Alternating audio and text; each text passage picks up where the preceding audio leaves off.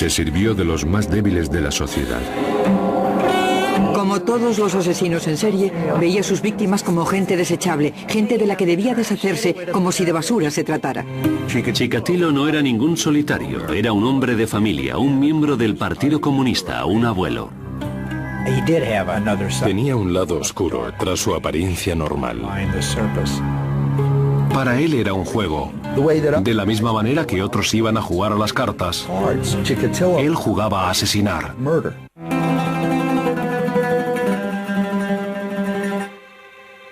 Rostov del Don, Rusia, octubre de 1982. Un destacamento especial busca desesperadamente a un asesino en serie. La investigación había comenzado 4 meses antes, cuando se encontró el cuerpo sin vida de una niña de 13 años en una sombría zona de bosque. La habían matado a puñaladas y le habían arrancado los ojos. Existe una superstición rusa que dice que lo último que la víctima de un asesino ve se queda grabado en sus ojos. Al poco tiempo, se descubrieron otros 2 cuerpos en condiciones parecidas.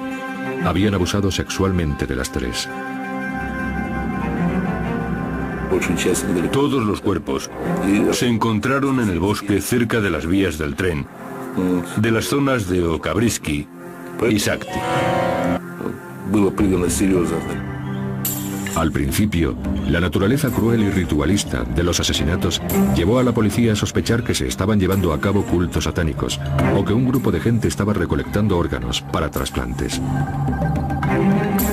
La policía también se preguntaba si los responsables serían un grupo de retrasados mentales de la zona, por lo que llamaron a la investigación el caso de los tontos. Ninguna de estas teorías resultaron ser ciertas. En la era soviética, los investigadores locales no estaban preparados para entender la naturaleza tan cruel de los asesinatos. Nunca se habían encontrado con un caso de este calibre y eran reacios a admitir que este tipo de cosas podían suceder en un estado comunista. Lo único que podían hacer era recopilar pruebas. Hicimos un trabajo muy escrupuloso, que fue desde la identificación de los cuerpos hasta las pruebas forenses de los restos. A pesar de sus esfuerzos, el número de asesinatos aumentaba. En 1984 habíamos encontrado un total de 23 cuerpos. Algunos de los cadáveres eran recientes, lo que nos ayudó a hacernos una idea de las heridas de las víctimas y del comportamiento del asesino en la escena del crimen. Muchas de las víctimas eran chicas y chicos jóvenes que habían sido encontrados en los bosques de los alrededores de Rostov. Todos habían sido mutilados. En algunas de las víctimas se podía ver aún el reflejo del horror en sus ojos. Fue muy duro porque la mayoría eran niños, con el pecho y el vientre cortado. Era horrible. En muchos casos, estaba claro que había arrancado con los dientes partes de los cuerpos.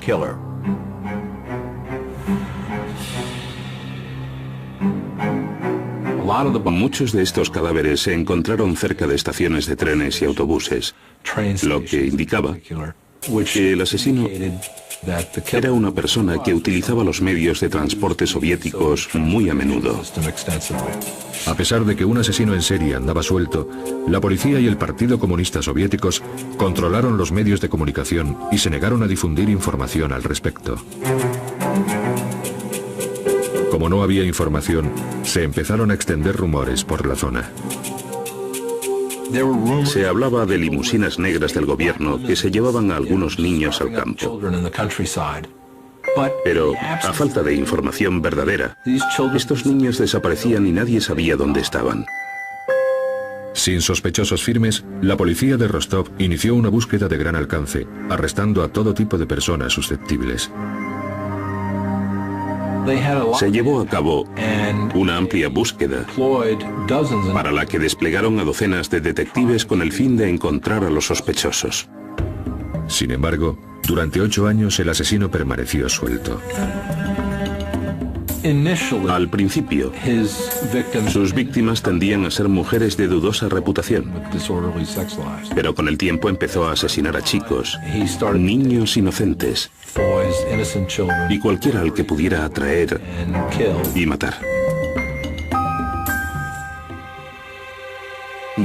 Elegía niños por su estatura, para que fueran más fáciles de manipular.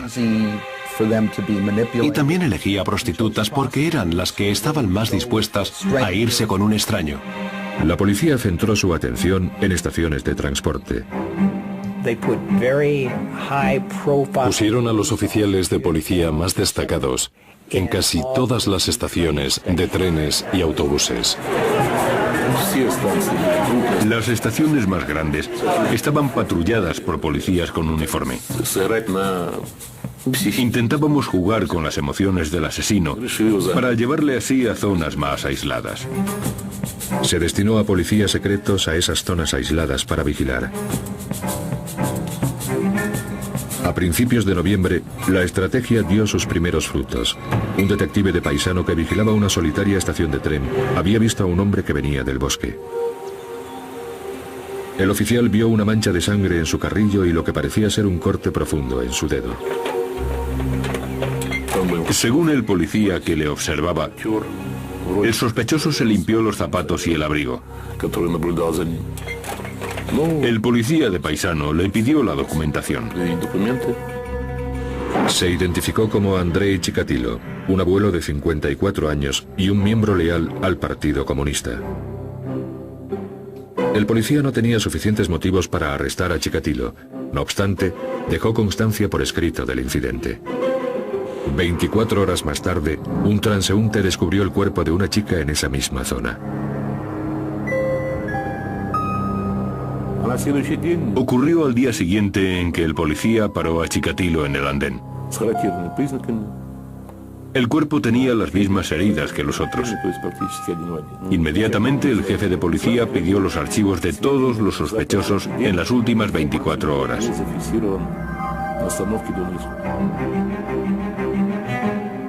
El 20 de noviembre de 1990, Andrei Chikatilo fue detenido en un mercado de Rostov. Los investigadores grabaron el arresto en vídeo. Había salido del bar con una cerveza e intentó establecer contacto con un chico. Sospechamos que podía intentar llevarse al chico con él, por lo que arrestamos a Chikatilo. Chikatilo era sospechoso de haber cometido más de 30 asesinatos. Sin embargo, la policía no tenía ningún testigo presencial ni pruebas concluyentes. Los detectives necesitaban desesperadamente pruebas de su culpabilidad. Necesitaban una confesión. Querían una confesión. Cuando lees Crimen y Castigo de Dostoyevsky, te das cuenta de la importancia de la confesión en la cultura rusa. Pronto, Andrei Chikatilo revelaría detalles escabrosos sobre sus 12 años como depredador sexual. Fue un relato que sobrecogió a toda una nación. En los anales del crimen, Andrei Chikatilo es sin duda uno de los asesinos más sádicos. Sin embargo, consiguió escapar de la policía durante más de 12 años.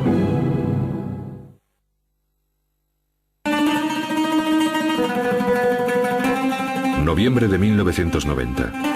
La policía de Rostov del Don, Rusia, interrogaba al sospechoso de asesinato Andrei Chikatilo. Durante 12 años, un sádico asesino había violado y matado a docenas de mujeres y niños. Las autoridades estaban convencidas de que Chikatilo era culpable. Pero este padre de 2 niños no lo admitía. Por ley, las autoridades tenían 10 días para inculpar a Chikatilo de los asesinatos. De otra manera, tendrían que ponerlo en libertad. En el 9º día, pedimos al psiquiatra Bukhanovsky que hablara con Chikatilo en privado. Pasó el día entero con él, desde muy temprano hasta muy tarde. Las técnicas que empleó el psiquiatra Alexander Bukhanovsky fueron muy diferentes a los interrogatorios policiales.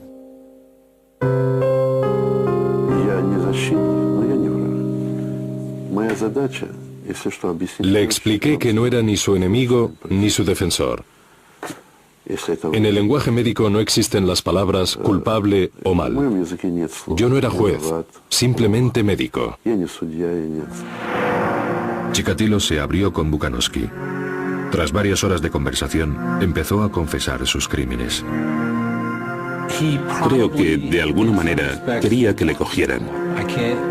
No me puedo creer que alguien que haya hecho ese tipo de cosas durante tantos años y que viva en un infierno que él mismo ha creado, no quiera salir de allí.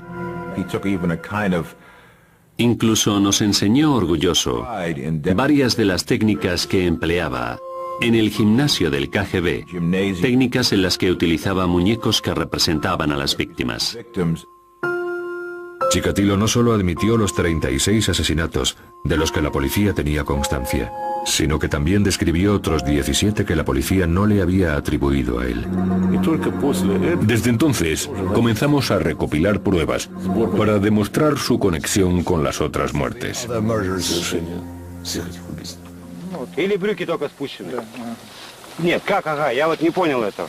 Он в это время одежда у него... Por decirlo de alguna manera, Chikatilo estaba más que dispuesto a enseñarnos cómo desarmaba a sus víctimas, cómo las engañaba, cómo las ataba, cómo les causaba las heridas con el cuchillo e incluso cómo tenía relaciones sexuales con sus víctimas, muertas o casi muertas.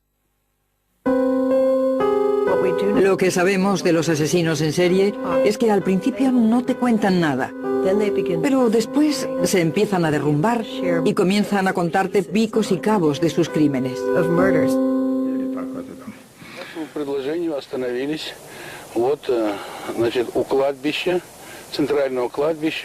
La tarde del 7 de diciembre de 1990, la policía llevó a Chikatilo a la localidad de Shakti. De nuevo, uno de los oficiales tenía una videocámara.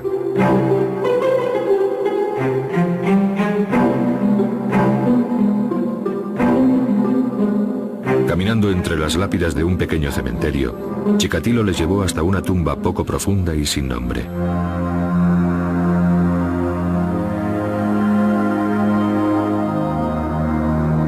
La policía excavó hasta encontrar una zapatilla de niño entre la tierra.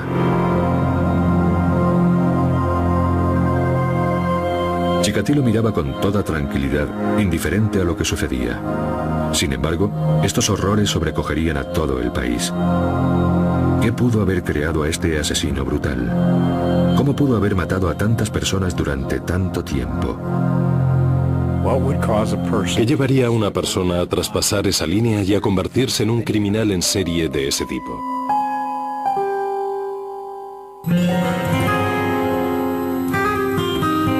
Andrei Romanovich Chikatilo había llevado una vida de violencia y degradación humana.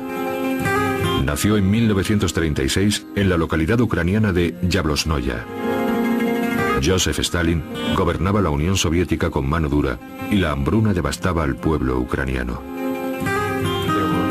Había mucha escasez de comida en Ucrania, en parte por los estragos de la guerra y también por las políticas agrarias de Stalin. Bajo el estandarte del colectivismo, Stalin obligó a los pequeños agricultores a dar sus cosechas enteras al Estado para ser distribuidas a nivel nacional, a pesar de que en Ucrania la gente se moría de hambre. Hubo brotes de canibalismo en Rusia por el simple hecho de que se morían de hambre. Las noticias sobre el canibalismo se hicieron tan frecuentes que pasaron a formar parte de la cultura popular. Una historia típica de canibalismo familiar era: han arrestado a mi tía porque invitó a un amigo a cenar y encontró yemas de dedos en la sopa. De niño, la madre de Andrei le contaba un macabro cuento sobre algo horrible que ocurrió justo antes de que él naciera. Su madre le contaba a menudo que a su hermano mayor se lo habían comido en los tiempos de hambruna. Siempre le decía: no salgas a jugar de noche porque te comerán como a tu hermano Stepan. La práctica de canibalismo con su hermano fue imposible de confirmar, pero los psiquiatras especulan con que Chikatilo podría haber sufrido un trauma por otro crimen, una agresión a su madre. Su hermana nació en 1943, cuando los alemanes ocupaban parte de Ucrania. Y supuestamente, su padre servía al Ejército Rojo en aquella época, por lo que es muy poco probable que volviera al hogar familiar y dejara embarazada a su madre. Por tanto, puede que viera a algún soldado alemán violar a su madre. Otro golpe tremendo para un Andrei de 13 años fue la suerte de su padre, al que hicieron prisionero los nazis. Cuando finalmente el padre de Chikatilo regresó a su casa en 1949, padecía tuberculosis. Y en lugar de ser recompensado por su servicio en la guerra, fue tachado de traidor al gobierno soviético. En tiempos de guerra, para ser alguien respetable había que ganar o morir. No había otra forma. La paranoia de Stalin era tal que los soldados que eran capturados por los alemanes eran considerados sospechosos. A pesar de que el Partido Comunista había convertido al padre de Andrei en un marginado, la devoción de Andrei al Estado era tal que se afilió en las Juventudes Comunistas cuando era muy joven. Chikatilo era muy sincero en cuanto a sus creencias, era un comunista declarado. Pero con la llegada de la pubertad, el joven Andrei se dio cuenta de que no era como los otros chicos.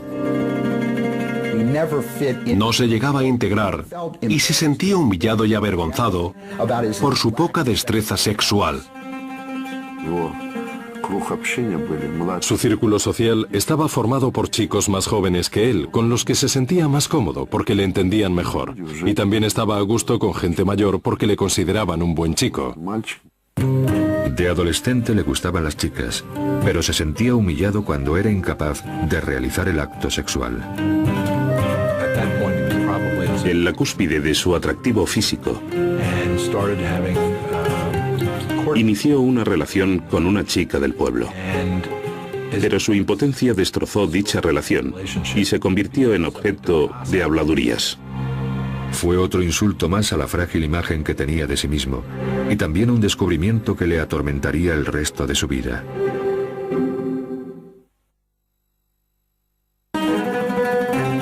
En 1955, Andrei Chikatilo quería escapar de Ucrania y de sus recuerdos de una miserable juventud. En su adolescencia, Andrei ya sabía que era impotente. Para compensar esta carencia, Chikatilo decidió mejorarse a sí mismo en otros aspectos. Puso los ojos en la prestigiosa Universidad de Moscú, confiando en licenciarse en Derecho, pero suspendió el examen de acceso. Decepcionado, ingresó en una escuela de formación profesional. Quería verse a sí mismo como una persona que había estudiado mucho y que tenía una carrera universitaria y no solo algunos logros insignificantes. Eso fue otro intento para ser aceptado. Otro intento de encubrir al verdadero Chikatilo. En 1963, cuando tenía 28 años, se casó animado por su hermana. Vivía con su hermana y con una amiga soltera de esta. Chikatilo y la amiga empezaron a compartir habitación y como no tenían nada mejor que el uno al otro, se casaron. Su nueva mujer, Feodosia, era una chica de 24 años, hija de minero. Al menos, había encontrado a una persona con la que comunicarse y relacionarse, y con la que tener una relación emocional aparentemente normal. Nunca pudo llegar a tener relaciones sexuales normales con su mujer, pero a través de un proceso de masturbación e inseminación pudieron concebir. En 1965 lo consiguieron. Tuvieron a su hija, Liuda, y 4 años después a su hijo, Yura. Chikatilo encontró trabajo como técnico de comunicaciones, pero continuó con sus estudios hasta licenciarse en marxismo-leninismo, ingeniería y literatura rusa. La familia vivía en un anodino bloque de pisos. Para lo que era Rusia entonces, llevaba una vida agradable. Aparentemente Andrei era un buen marido y un buen padre. Feodosia no tenía de qué quejarse. Ella debía pensar, es miembro del Partido Comunista, trae dinero a casa, no es un borracho y no me maltrata. Y estas dos últimas cosas le diferenciaban de la media soviética favorablemente. Lo que todo el mundo veía era su matrimonio, sus hijos, su afiliación al Partido Comunista. Pero esa no era su verdadera personalidad. Chikatilo se había construido una modesta pero respetable fachada exterior. Sin embargo, en su interior estaba tremendamente frustrado. Por supuesto que su impotencia le encolerizaba en gran medida, y de ahí que necesitara sentirse superior, por eso tenía 3 carreras universitarias. Creo que impotente es el adjetivo que mejor describe la vida de este hombre. En 1970, Chikatilo aceptó un trabajo en un instituto. Este hombre de 34 años esperaba ser aceptado y respetado como profesor. Sin embargo, lo único que encontró fue humillación. Sus alumnos no le tomaban en serio, se negaban a comportarse bien e incluso fumaban delante de él en la clase. No era una persona que se hiciera respetar en una clase llena de niños. Y siempre se burlaban de él. Sus alumnos le llamaban el ganso. Y ganso en ruso también es una especie de memo. No inspiraba ningún respeto. Y lo que era peor, Chikatilo se ponía furioso al ver a los jóvenes enamorándose a su alrededor y, según él, teniendo relaciones sexuales. Una de las cosas que quería cambiar y que no podía era su impotencia sexual. Sentía que el mundo había cometido una tremenda injusticia con él. Incluso la gente de dudosa reputación podía disfrutar de la sexualidad, de los placeres del amor. Pero Chikatilo, el erudito, el brillante, el especial, el genio, no podía. Y esa era la causa de su cólera. A principios de los años 70, Chikatilo reaccionó a su rabia y frustración abusando sexualmente de sus alumnos, tanto chicos como chicas. Se sentía tan rechazado por los adultos al no ser capaz de mantener relaciones sexuales que se centró en los niños indefensos. En 1974 fue despedido acusado de mala conducta sexual con los alumnos. El director del colegio, en lugar de aceptar su responsabilidad por contratarle, decidió despedir a Chikatilo, algo muy típico en la sociedad soviética y, en definitiva, en cualquier sociedad. Como el incidente no se hizo público, Chikatilo pudo trasladarse a otro lugar. Se marchó con su familia a la localidad cercana de Shakti. Allí encontró un nuevo trabajo como profesor en el Centro de Formación Profesional 33. La mujer de Chikatilo sabía que había tenido algunos problemas, molestando a algunos de sus estudiantes, pero prefirió no darle importancia y perdonar a su marido. Pero a espaldas de su mujer e hijos, Andrei Chikatilo estaba construyéndose otra vida. Compró una casa secreta para él solo. Era una casucha en ruinas en los barrios pobres de Mesobol Lane, el lugar perfecto para sus crímenes.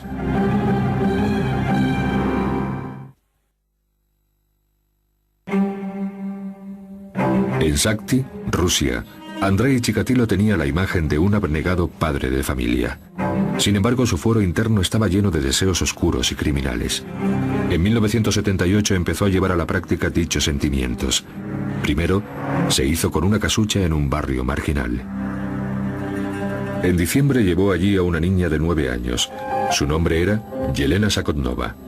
Sus amigos la llamaban Lena. La había conocido en una parada de autobús y le había ofrecido un chicle, algo que los niños soviéticos ven poco. Y se fue con él a la casa.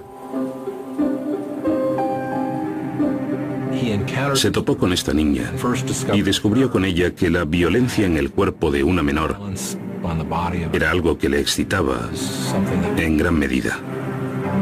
Cuando comenzó a abusar de ella, se excitó más y quería más contacto sexual con ella. Como no podía mantener relaciones sexuales con ella, usó el cuchillo en su lugar. En ese momento descubrió que el asesinato era su pasión. Después de esto, se empezó a conocer una faceta nueva de sí mismo. Luego, llevó a Lena al cercano río Grusevska. Puso su cuerpo en el agua y tiró también su mochila. Encontraron el cadáver 2 días después. A pesar de que la policía que investigaba el caso encontró manchas de sangre cerca de la casa secreta de Andrei Chikatilo, no lo consideró principal sospechoso. El problema era que no tenía antecedentes penales, que era miembro del Partido Comunista y que tenía mujer e hijos. Por tanto, no encajaba en el perfil de los criminales. En lugar de centrarse en Chikatilo, la policía encontró a un sospechoso más apropiado, un hombre de la localidad que había estado en la cárcel por violación. Después sería condenado y ejecutado. Habiendo asesinado por placer, Andrei Chikatilo fue capaz de borrar el sentido de impotencia que le había atormentado toda su vida. Se dio cuenta de que lo que le excitaba realmente era la impotencia de sus víctimas y, en última instancia, el asesinato. Pero haber estado tan cerca de ser atrapado por la policía había asustado a Chikatilo. Durante los 2 años siguientes se centró en su trabajo, en su mujer e hijos, en la lectura y esperó. Dejó la enseñanza para convertirse en supervisor de suministros o Tolkach, un puesto creado por el complejo sistema económico soviético, ya que los contratos casi nunca se cumplían. El trabajo de un Tolkach consistía en visitar empresas e intentar que enviaran el cemento, el caucho, el acero o lo que fuera necesario. Para él era normal viajar durante varios días para ir a las empresas de suministros y no tenía ningún tipo de supervisión. No era un trabajo especialmente prestigioso para un hombre con la formación de Chikatilo. Iba en tren a las distintas fábricas, intentando mantener una imagen de ciudadano soviético consciente de sus deberes. Tenía un conflicto interno. No creo que se conformara pensando, soy el mal personificado. Más bien pensaría, mis pensamientos y mis deseos no son saludables, no son buenos. En el caso de una persona como Chikatilo, la brillantez y la fuerza le venían dadas por su disciplina para mantener las 2 mitades de su personalidad totalmente separadas. Durante más de 2 años, Chikatilo pudo controlar sus instintos asesinos, pero finalmente su lado oscuro resurgió. El 3 de septiembre de 1981, al pasar por una biblioteca de Rostov del Don, vio a Larisa Tachenko de 17 años. La convenció para que le acompañara al río Don y después la condujo al bosque. De nuevo, Chikatilo fue incapaz de mantener relaciones sexuales, pero recordó lo que le había satisfecho 2 años antes en su casa secreta de Mesoboy Lane. Intentó violar a la chica, pero fue incapaz, por lo que Chikatilo sacó toda la rabia que tenía dentro de sí. El sexo era el vehículo, pero la necesidad básica era sentir poder sobre sus víctimas. Chikatilo asesinó con más brutalidad que nunca. Apuñaló a su víctima una y otra vez y después la mordió salvajemente. Estaba saldando cuentas.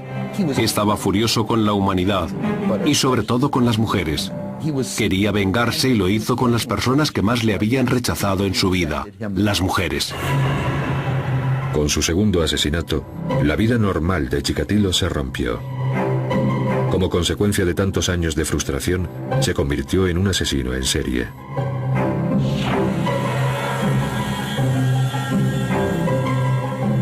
Era un hombre impotente. ¿Qué significa la palabra impotente? Significa que no tiene poder. Por tanto, cuando estaba con niños o con mujeres, lo esencial para él era la dominación física y el control sobre sus víctimas.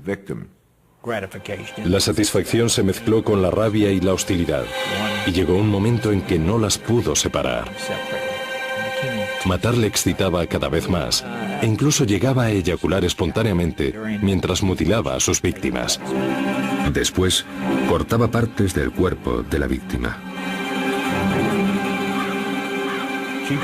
Chikatilo admitió hacer incisiones, sacar úteros, aunque no confesó que también se los comía. Solo dijo, me gustaba mordisquearlos, eran tan rosas y blanditos.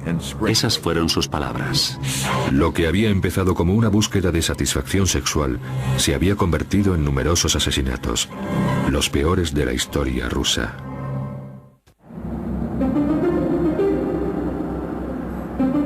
En 1984, Rostov del Don, Rusia.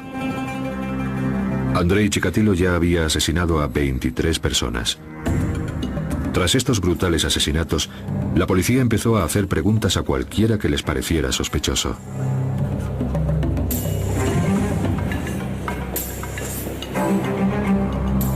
El 13 de septiembre, 2 detectives de Rostov vieron a un hombre de 1,80 m de estatura con una gorra negra de pelo. Estaba intentando entablar conversación con una chica. Decidimos no arrestarle allí mismo, para seguirle y ver qué hacía. Los oficiales seguían a Chikatilo cuando abordaba a las chicas. Pero un día vieron tocando a una prostituta en una solitaria estación de tren. Este acto de lascivia pública fue suficiente para arrestarle. Se identificó como Andrei Chikatilo. Llevaba un pequeño maletín de cuero. Llevaba un maletín con vaselina, cuerdas y cuchillos. Eso para mí es todo un equipo para matar. Tras interrogar a Chikatilo, los investigadores descubrieron que era un abnegado padre de familia y también un miembro leal al Partido Comunista. Finalmente fue puesto en libertad. Estaban buscando a un asesino joven con antecedentes penales, alguien que encajara en el perfil de pervertido. Tenía pelo canoso, gafas gruesas, era alto y delgado y tenía barriga. Físicamente era normal y corriente, un soviético más. Además, los laboratorios de la policía fueron poco eficientes con sus análisis de sangre, que era lo que podía haberle vinculado con los crímenes. La policía rusa se encontraba en la Edad Media por lo que respecta a la tecnología y al nivel organizativo. Y normalmente, las muestras de sangre y esperma se perdían.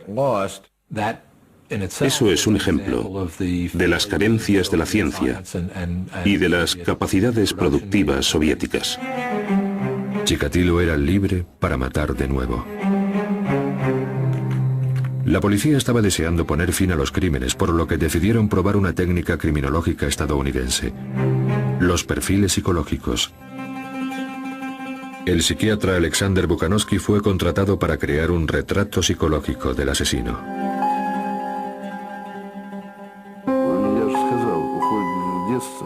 Preparar el perfil criminal me llevó meses de duro trabajo. Tuve acceso a documentación secreta que nunca se había publicado. Analizando estas pruebas, Bukanovsky hizo una intrigante descripción del criminal. Bukanovsky dijo que el homicida era insociable y que era un enfermo, o más bien un pervertido sexual. También dijo que quizá viviera solo o con una esposa, en cuyo caso no tendría relaciones sexuales con ella. Sin embargo, la policía tardó 6 años más en capturar a Chikatilo. Muchos de los factores que provocaron la desaparición de la Unión Soviética también influyeron en el caso Chikatilo, permitiéndole cometer asesinatos durante tanto tiempo. Finalmente, el 20 de noviembre de 1990, tras 12 años de asesinatos y 52 víctimas, Andrei Chikatilo fue arrestado. El perfil del Dr. Bukanowski había demostrado ser escalofriantemente preciso. En su confesión dijo que disfrutaba con los gritos, la sangre y el dolor de sus víctimas. Evidentemente, era un sádico sexual. Lo que el asesino en serie aprende con su primer crimen es a tener control. Porque hasta ese momento nunca se han sentido verdaderamente a cargo de una situación. Para la mayoría de la gente, el sexo es la mayor fuerza motivadora. Es el deseo de procrear, el deseo de ser un ser sexual. De ahí venía su frustración y su humillación contra las que luchó durante toda su vida. Primavera de 1992. Andrei Chikatilo, un abuelo de 56 años y un miembro leal al Partido Comunista, estaba acusado de una ristra de horribles y brutales asesinatos. La Unión Soviética se había desmoronado y se había convertido en la Confederación de Estados Independientes. El juicio a Chikatilo prometía ser el primer gran espectáculo de la era postsoviética. El pueblo ruso reaccionó con adusta fascinación. Cuando el caso de Chikatilo se hizo más o menos público, la gente de los alrededores fue consciente de que un asesino en serie andaba suelto, y en Rusia nada se extiende más rápido que un rumor.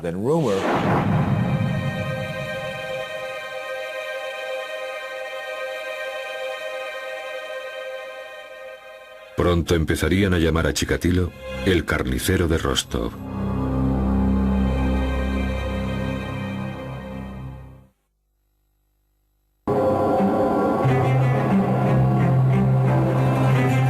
La mañana del 14 de abril de 1992, en la ciudad rusa de Rostov del Don, los lugareños abarrotaron las escaleras del Tribunal de Justicia, deseosos de ver al acusado Andrei Chikatilo.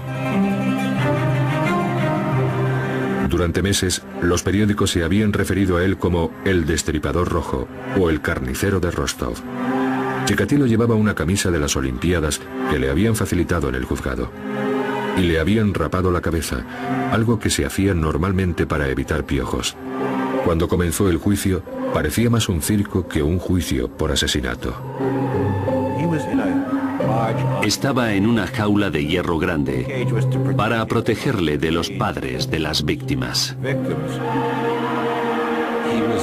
Nunca pudo sentarse en una mesa ni conversar con su abogado de la manera que un ciudadano occidental lo hubiera hecho. Fue una escena curiosa.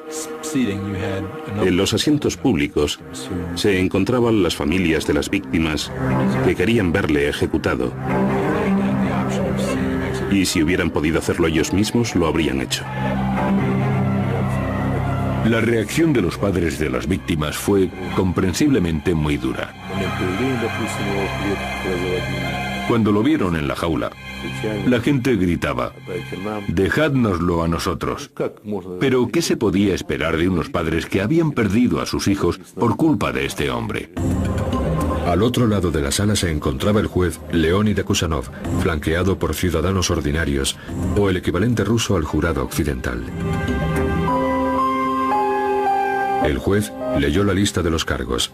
Las pruebas llenaban 222 registros. Las historias que contaban eran horribles. Las edades de las víctimas iban de 8 a 45 años y eran tanto mujeres como hombres. Si el último propósito del acto sexual es crear vida, la idea de Chikatilo era alcanzar el orgasmo con la muerte de su víctima. Era antisexo y antivida. El juez estuvo leyendo durante 2 días la lista de acusaciones. El 16 de abril se permitió al acusado dirigirse al jurado. Las familias de las víctimas le insultaron y hubo quien se desmayó. En una complicada declaración de 2 horas, Chikatilo se describió a sí mismo como un hombre a quien le habían robado los genitales. Impotente de nacimiento, Chikatilo afirmó que sus problemas sexuales le habían llevado a cometer dichos crímenes. Reafirmó que nunca planificó sus asesinatos, sino que lo hacía cuando perdía el control sobre sí mismo. En algunos momentos parecía que quería hacer ver que estaba loco. Una de las veces que yo fui, empezó a saltar y a gritar al juez, y después se bajó los pantalones. Otras veces empezaba a maldecir y a gritar. La mayoría de los observadores creían que el comportamiento de Chikatilo en la sala era para inspirar lástima. Si se le consideraba demente, le llevarían a un hospital psiquiátrico. Si se le consideraba cuerdo, lo ejecutarían. En Rusia, las ejecuciones consistían en un disparo a la cabeza.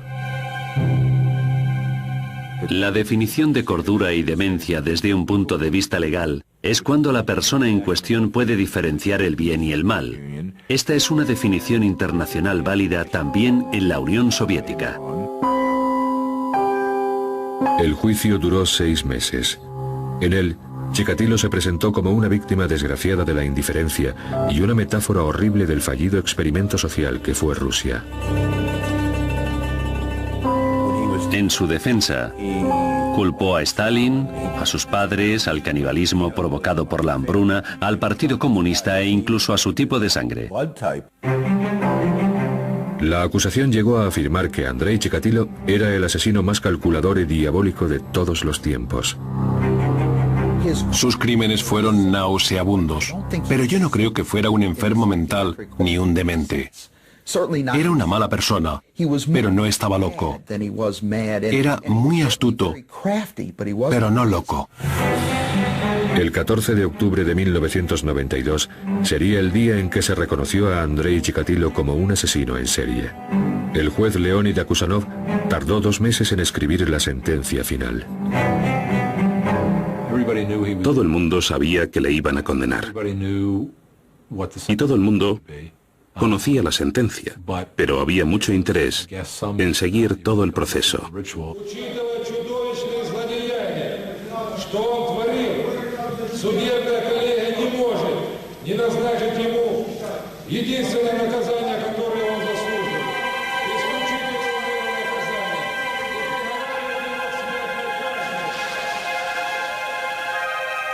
Después de 12 años de asesinatos, se hizo justicia. El 15 de febrero de 1994, Andrei Chikatilo fue acompañado por los pasillos de la cárcel de Rostov a una celda privada donde lo ejecutaron con un disparo en la cabeza.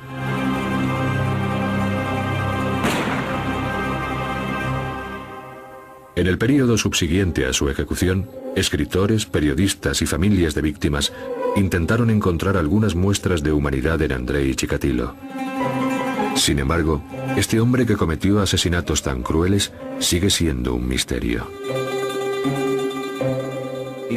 Él mismo habló de sus motivaciones, pero nunca con la suficiente sinceridad como para explicar los espantosos crímenes que cometió a lo largo de su vida.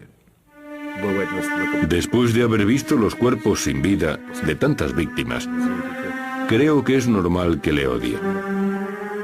Sentí un gran alivio cuando finalmente capturamos a Chikatilo y me di cuenta de que nunca controló lo que estaba haciendo. Era una persona enferma que actuaba en contra de su voluntad. Se le puede considerar víctima de sus circunstancias o mala persona que conscientemente asesinó a sus víctimas. Pero la maldad que creció dentro de él no era algo extraño al ser humano. Quizás la sentencia final de Andrei Chikatilo fue escrita por él mismo. Una expresión de culpabilidad y de odio a sí mismo que deja ver su naturaleza violenta y espeluznante.